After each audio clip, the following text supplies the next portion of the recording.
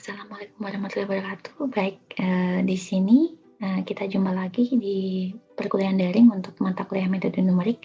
Untuk video kali ini akan lebih fokus ke pengantar Python setelah kalian mempelajari video di pengenalan Google Colab. Jadi kita di sini nanti akan belajar sedikit banyak tentang beberapa hal yang nantinya berfungsi ketika mengerjakan beberapa penyelesaian di dalam metode numerik. Selamat memperhatikan. Python sendiri pertama kali dikembangkan oleh Guido van Rossum pada tahun 91. Awalnya sebagai proyek hobi, ya, supaya tidak menganggur saat libur. Jadi waktunya sangat produktif sekali, ya, bisa menghasilkan karya sampai menghasilkan sebuah bahasa pemrograman. Sedangkan nama Python ini diinspirasi dari grup dan acara komedi Monty Python, ya. Jadi Python di sini bukan nama ular. Kemudian karena kalian sudah mempelajari Java, ya, di semester sebelumnya, di sini akan sedikit ditunjukkan beberapa hal terkait dengan perbedaan Java dan juga Python, ya. Masing-masing memiliki keunikannya sendiri, ya. Di Java variabelnya statis, sementara di Python lebih dinamis. Nanti akan dicontohkan juga. Nah, di Java menggunakan blok, ya, kurung kurawal buka, kurung kurawal tutup. Sedangkan di Python itu menggunakan indentation. Ya, ini diperhatikan juga karena indentation ini sangat memengaruhi jalannya program, ya. Bisa jadi salah indentation akan memengaruhi hasil dari proses yang diinginkan. Kemudian di Java, ya, dia gabungan antara compiler dan juga interpreter. Di Python ada interpreternya, ya. Di Java hanya mendukung OP, tapi di Python bisa prosedural, bisa fungsional, seperti itu. Nah, kemudian di Java, nah ini kalau yang perbedaan yang terakhir ini cukup apa ya istilahnya, ya, tidak selalu seperti itu gitu, ya. Fast to run, Python juga faster to code. Jadi kalau faster to run tergantung dari struktur data yang kita buat juga, ya, seperti itu. Tapi memang kalau secara sintak, ya, memang di Python ini lebih ringkas daripada di Java. Ini secara umum, ya, terkait dengan penulisan sintak. Kalau di Java itu seperti ini. Untuk menulis hello world, kita harus definisikan dulu dengan public static void main, ya, di sana untuk memunculkan kata hello world. Sementara di Python kita tinggal melakukan print hello world, seperti itu. Ini juga perbedaan OOP di Python versus Java. Jadi kalian bisa lihat di sini bahwa baris-baris kode di Python ini lebih sederhana daripada di Java. Untuk selanjutnya kita langsung ke praktek. Masuk saja untuk pengenalan, ya, pengantar Python. Jadi nanti di sini akan sedikit dibahas, ya. Nanti selebihnya kalian bisa belajar sendiri melalui PDF yang sudah saya sertakan juga. Di sini saya akan menampilkan beberapa contoh yang menjadi dasar nanti untuk mengerjakan beberapa hal di mata kuliah metode numerik, ya.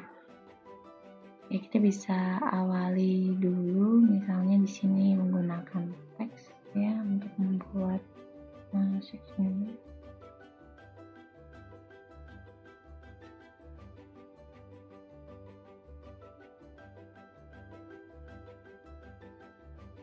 Misalnya kita coba dulu untuk yang pertama tentang ya, misalnya ini contoh saja, ya. Misalnya tentang operasi penjumlahan.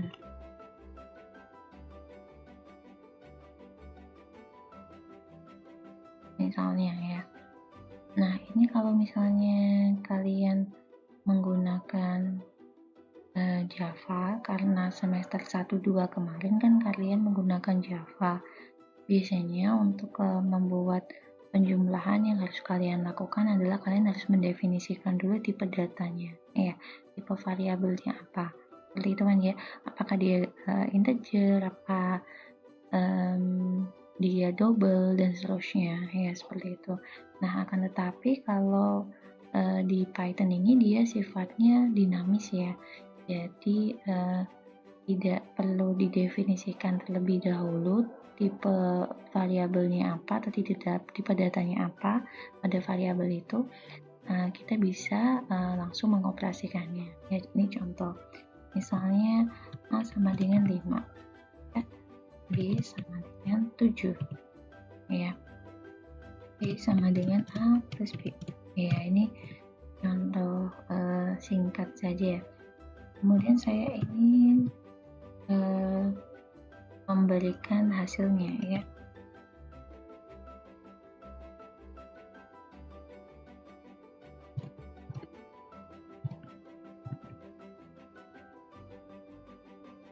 Misalkan seperti ini, ya. Kemudian kita coba shift enter, ya.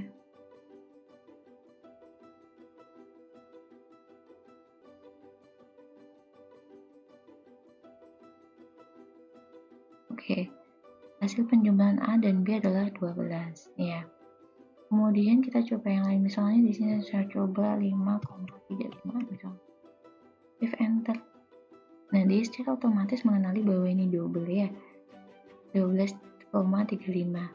Jadi dia lebih dinamis ya untuk masalah ini. Jadi untuk beberapa kasus numerik memang ini jauh lebih enak dipelajari, seperti itu. Ini untuk operasi biasa. Kalian juga bisa menggunakan operasi perkalian, pengulangan, pembagian, dan juga operasi-operasi yang lain.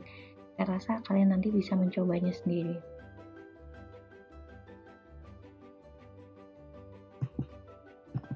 Selanjutnya kita coba untuk menggunakan modul NumPy, ya. Di sini modul NumPy akan kita gunakan untuk mengolah matriks, ya. Jadi untuk di metode numerik nanti NumPy ini cukup sering digunakan, ya, dimana nanti banyak operasinya itu yang melibatkan vektor, kemudian matriks, dan juga beberapa operasi di dalamnya. Ini saya contohkan yang sederhana saja. Import, ya, kita import dulu NumPy SNP. Ya, di sini kita bisa juga klik langsung di bawahnya, ini sudah ada rekomendasinya. Kita bisa klik di situ, ya. Ini SNP ini maksudnya alias gitu, ya. Ini sebenarnya kalau kalian mau ganti dengan yang lain bisa, misalkan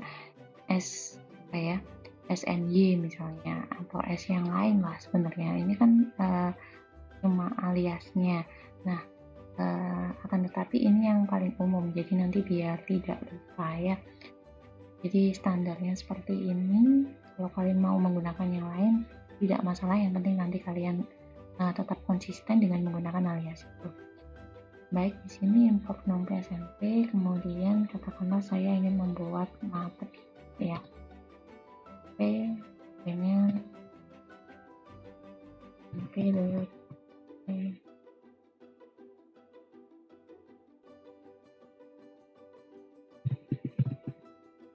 Coba kita print terlebih dahulu, ya. Misalkan sini print seperti apa. Nah, dia berupa vektor, ya. Dia berupa vektor baris di sini, ya, terlihat. Jadi kalau misalnya kalian menggunakan Java untuk membuat array, kan kalian harus sama, ya, menentukan dulu tipe datanya apa, kemudian lengthnya berapa, ya, semacam. Nah, di NumPy ini kita tinggal ngeset saja kira-kira nilai elemen yang ada dalam array tersebut berapa, gitu, ya. Mungkin saya coba tambahkan vektor yang lain.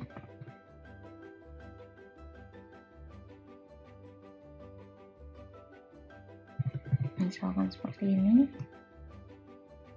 Oke, kemudian saya coba untuk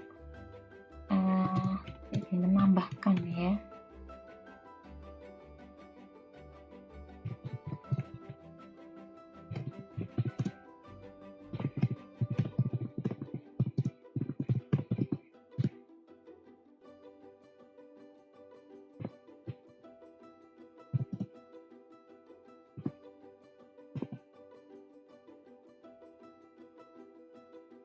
Bisa menjumlahkan vektor itu secara mudah ya, tinggal ditambahkan saja, kita sudah mendapatkan hasilnya. Jadi ini vektor 1, 2, 3 ditambah 1, 2, 3 jadi 2, 4, 6. Nah, kembali lagi kalau kalian sudah pernah belajar Java, kalian tahu bagaimana cara menjumlahkan dari kedua vektor ini ya. Kalian looping terlebih dahulu, kemudian kalian jumlahkan masing-masing elemennya. Nah, di sini kita tinggal menggunakan operasi penjumlahan ya, dijumlahkan semacam ini plus kayak gitu. Ini sudah mengeluarkan hasilnya. Nah, bagaimana kalau misalnya bentuknya matriks ya? Jadi misalnya di sini saya contohkan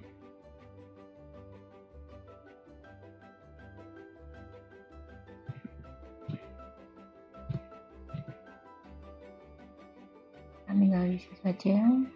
Misalnya ini contohnya adalah matriks 2 kali 3 ya, 2 baris 3 kolom. Berarti di sini saya misalkan saja ya,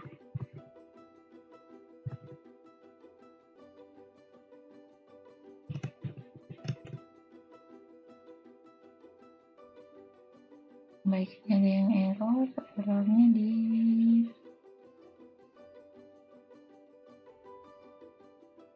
oke, ini harusnya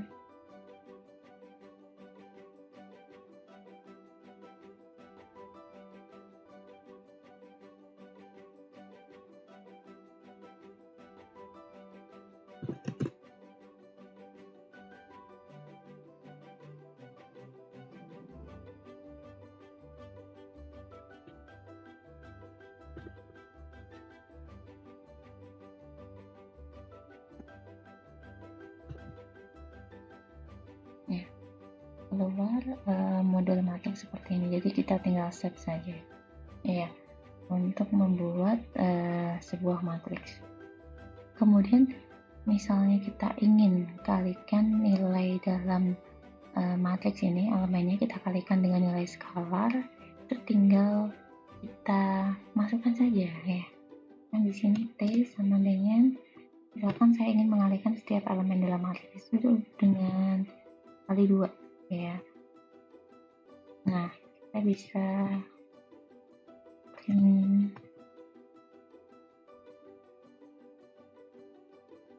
secara otomatis dia akan mengalihkan dengan 2 ya, masing-masing ini dikalikan dengan 2, 3 kali 2, 4 kali 2 dan seterusnya.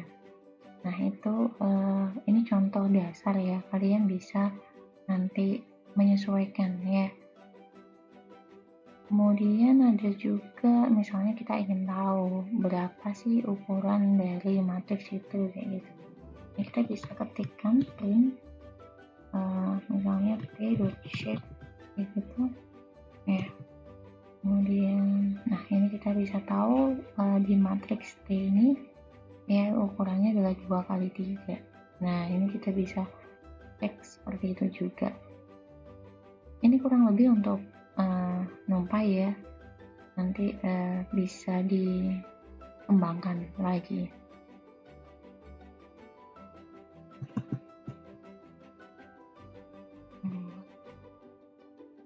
Ya, di sini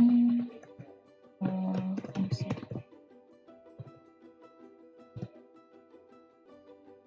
Ya, seperti ini. Nah, kita masuk ke dalam contoh terlebih dahulu. Baik, sekarang kita coba selesaikan untuk fungsi yang fx sama dengan x pangkat 3 ya.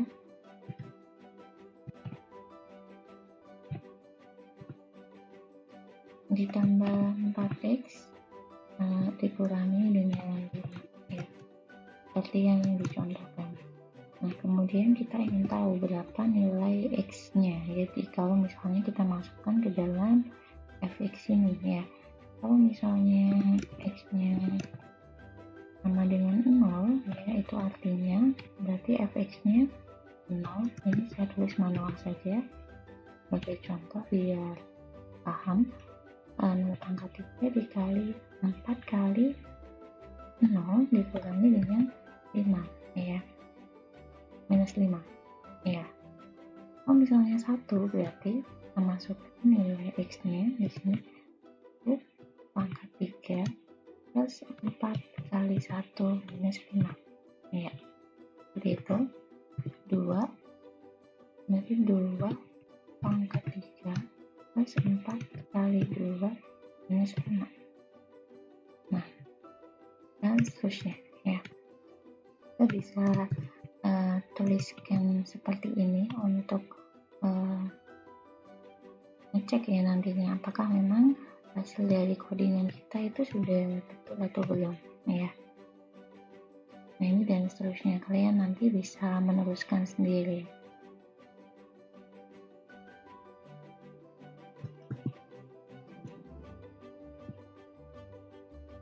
Jadi menghitung menggunakan Excel, ya. Jadi sekarang kita coba kalau misalnya kita coding di sini ya dengan menggunakan Python. Nah, untuk membuat fungsi biasanya di Python kita menggunakan def, ya. Kemudian berikan nama fungsinya, kemudian memberikan info parameternya kalau diperlukan. Nah, ini tadi kan kita ingin mencari berapa nilai fx seperti itu ya pada x tertentu. Nah, ini x-nya menjadi parameter karena nanti nilai x-nya ini bisa kita ubah, ya. Seperti ini. Kemudian return, ya, return value di sini merupakan dari fungsinya itu, ya. Kalau misalnya kalian mau tulis seperti ini juga bisa. Sebenarnya fx sama dengan angka 3 plus 4x, ya, kemudian minus 5 seperti ini, ya, kemudian return fx. Nah, ini contohnya untuk membuat fungsi, ya. Kita bisa cek dengan cara misalnya kita masukkan nilai tertentu. Jika x sama dengan 1,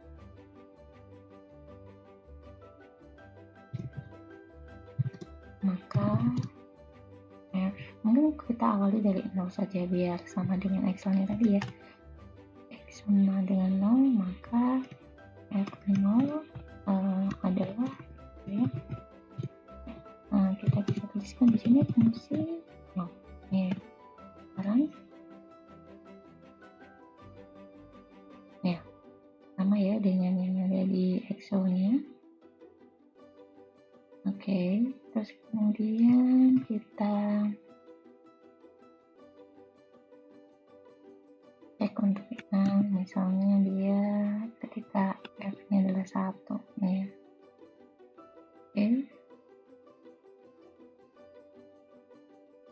sama ya dengan yang di Excel. 0 untuk x sama dengan 1, lalu 2 di sini.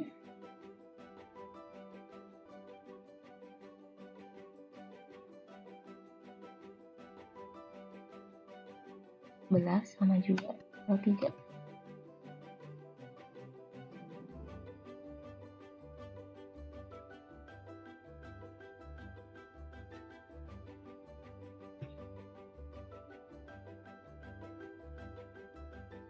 Oke, sama ya.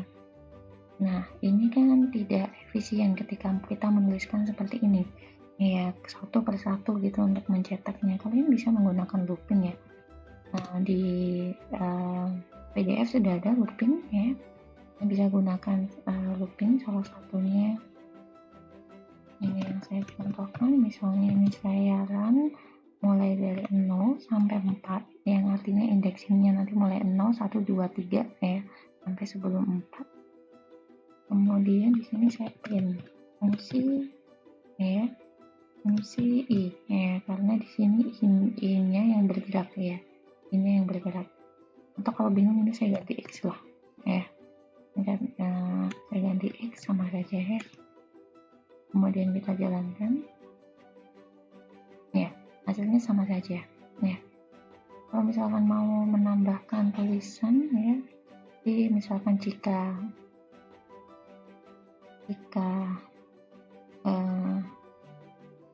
X gitu ya sama dengan, bisa tuliskan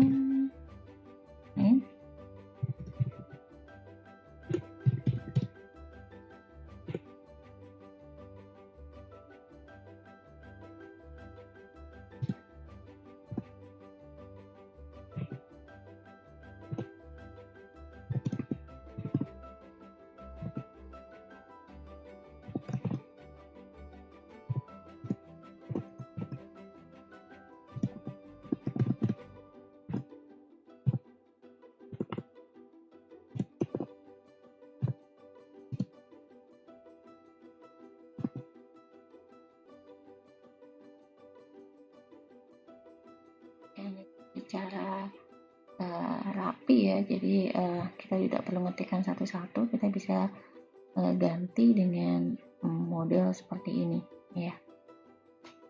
Kita lihat hasilnya sama seperti yang ada di Excel ya. Nah, ini cara membuat fungsi ya.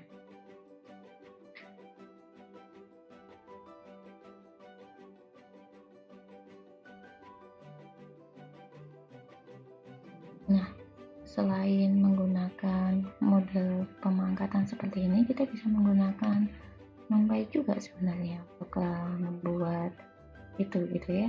Jadi kita contohkan misalkan def fx di sini. Jadi saya ingin membuat pangkatnya itu dengan menggunakan NumPy ya. Nanti NumPy.power itu juga bisa ya caranya, cara lain. Ini kita bisa gunakan np.power x ya, x pangkat 3 maksudnya x pangkat 3 ditambah 4 dikali x ya, dikurangi 5. Ini sama saja ya dengan yang tadi. Kita bisa cek kalau misalnya memang sudah betul ya. Untuk print jika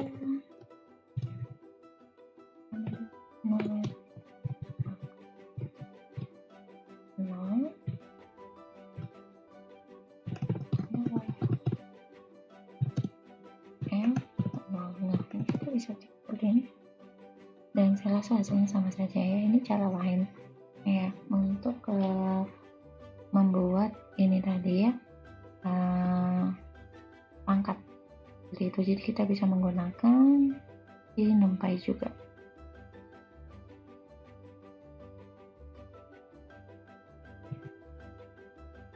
Selanjutnya ini yang terakhir ya, terkait dengan section plotting ya, karena ini nanti kita gunakan juga di metode numerik ya, bagaimana kita merepresentasikan atau memvisualisasikan data. Ini kita gunakan yang namanya plotting.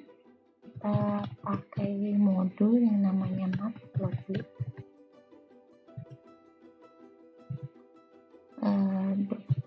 Pyplot. Nah, ini kita bisa klik di sini ya, SPLT. Ini juga standarnya seperti ini.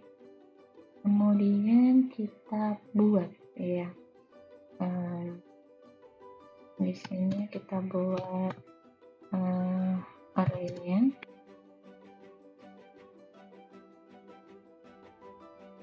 Misalnya 0 sampai 10 ya. Oke, saya bentar, ini harusnya 1.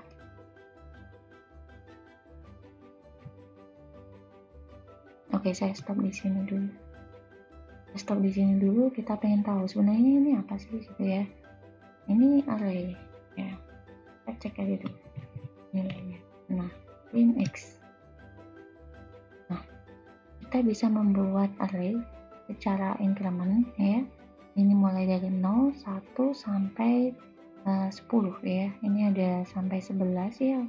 Sebelum mulainya indexingnya mulai dari 0 jadi sampai 10. Jadi kita membuat 11 elemen array di sini mulai dari 0 sampai 10 dengan incrementnya itu 1 ya. Jadi kalau misalnya saya ganti 0,5 ya, ini incrementnya berubah menjadi seperti ini, 0,5, 1, 1,5 dan seterusnya ya, seperti itu. Ini mungkin saya coba satu terlebih dahulu ya. Nah, hasilnya seperti ini ya. Ini untuk yang np.arrange ya, karena kita ingin mengeluarkan mencoba tadi ya, mencoba hasil dari fungsi tadi ya. Kita akan plotkan ya, plotkan berdasarkan nilai x-nya. Jadi nilai x-nya agar masuk ke dalam array ya, kemudian kita tinggal membuat plotnya nanti dengan mudah. Itu ini sementara saya komen terlebih dahulu ya untuk yang printnya, nanti untuk ngecek saja. Kemudian masuk plt.plot ya. Nah, ini yang mau diplotkan yang mana x-nya, yaitu di sini muncul ya x, koma ya, di sini xy ya. Jadi kita mencoba untuk mengeplotkan di sini y-nya berupa fungsi fx ya. Kita panggil fungsinya ya, fungsi tadi ya, ada dua jenis fungsi, ada fungsi x, ada fx yang kita buat tadi ya. Bahkan di sini kita coba dulu fungsi x ya. Terus kemudian ya, beri markernya di sini misalkan itu ya, blue dan lingkaran, ini maksudnya biru ini. Nanti kita coba saja ya. Nah, ini kita plotkan di sini. Terus kemudian kita coba dari show. Nah, kita bisa lihat ya, tampilannya seperti ini. Nah, ini untuk fungsi fx tadi ya, fx x pangkat 3 ditambah 4x minus 5. Nah, sederhananya seperti ini. Nah, kita untuk markernya kita bisa ganti-ganti ya. Nanti kalian bisa googling untuk markernya ya, misalkan saya ingin warna merah, atau di PDF sudah ada ini juga. Misalnya kalau ini kalian ingin ganti garis kayaknya juga bisa. Nah, nanti modelnya seperti ini. Jadi kalian nanti silakan coba saja ya. Masing-masing memiliki tujuannya sendiri ya. Green ya. Nah, ini yang ingin saya soroti ya. Ini kan kita tadi menggunakan incrementnya 1 gitu ya. Kalau misalnya saya buat 0,5, jadinya kayak gimana? Titiknya lebih banyak ya, titiknya lebih banyak. Kalau misalkan saya buat lebih kecil lagi ya, hasilnya dia lebih dekat ya, lebih dekat, lebih halus, kemudian akhirnya dia menghasilkan kurva. Jadi semakin rapat titik itu akan membentuk kurva ya. Nah, lebih seperti itu. Nah, ini kalau misalkan membuat plotting ya, ini tidak lengkap kalau misalnya belum ada aksesnya, ya judul aksesnya apa, judul ordinatnya apa. Nah, kita tambahin di sini ya. Kita tambahin namanya plt misalnya y-label. Y-labelnya itu adalah fungsi x gitu ya, fungsi x seperti ini. Kemudian plt x-label. X-labelnya adalah misalnya ini x ya. Kita coba Nah, ini muncul ya fungsinya, nama fungsi di sini dan juga x-nya di sini. Ini gelapnya tidak terlalu terlihat. Coba slide-nya ini saya ganti terlebih dahulu ke white. Nah, di sini terlihat ya. Ini fungsinya, ini X-nya. Ya. Kemudian kita juga perlu menambahkan judul dari grafik kita. Nah, menambahkannya dengan menggunakan apa? Sebelum PLT show ya, kita tambahkan PLT default ya, misalnya di sini judulnya adalah fungsi X ya, misalnya fx, kemudian X pangkat plus minus X minus 10 misalnya ya. Sekarang ya, ini sudah ada judulnya. Belum lengkap lagi kalau misalnya kita belum menambahkan legend ya. Legend itu adalah informasi dari kurvanya ini. Ya, biasanya kalau misalkan masih satu kurva ini nggak terlalu terlihat. Kalau misalnya kurvanya banyak, nah itu kita membutuhkan yang namanya legend. Nah, di sini saya contohkan plt.legend ya. Kemudian di situ kita tuliskan nama legendnya apa ya, fungsi X misalnya seperti itu. Kemudian kita lokasikan, misalnya lokasinya 0, kita coba saja.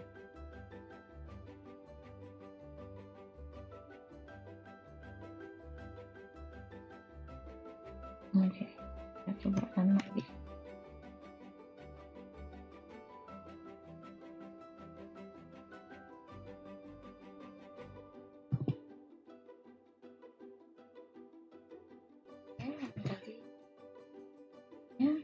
Fungsinya letaknya di sini, legendnya ya. Legendnya terletak di situ ya. Kalau kita ganti lokasinya 1 misalnya, letaknya di mana? Ya, terletak di pojok kanan atas. Nah, ini kita bisa ubah ya, sampai ya terserah nanti posisinya di mana ya. Bisa disesuaikan, misalnya 1/8 lokasinya di mana ya, seperti itu. Nanti silakan dicoba. Saya rasa dokumentasinya juga ada di PDF yang dibagikan juga ada ya, tapi di situ masih terbatas untuk beberapa nilai saja ya. Nah, ini kurang lebih untuk tentang pembelajaran dari Python ya, belajar awal untuk Python. Saya rasa ini sudah cukup nanti untuk membekali kita di mata kuliah metode numerik.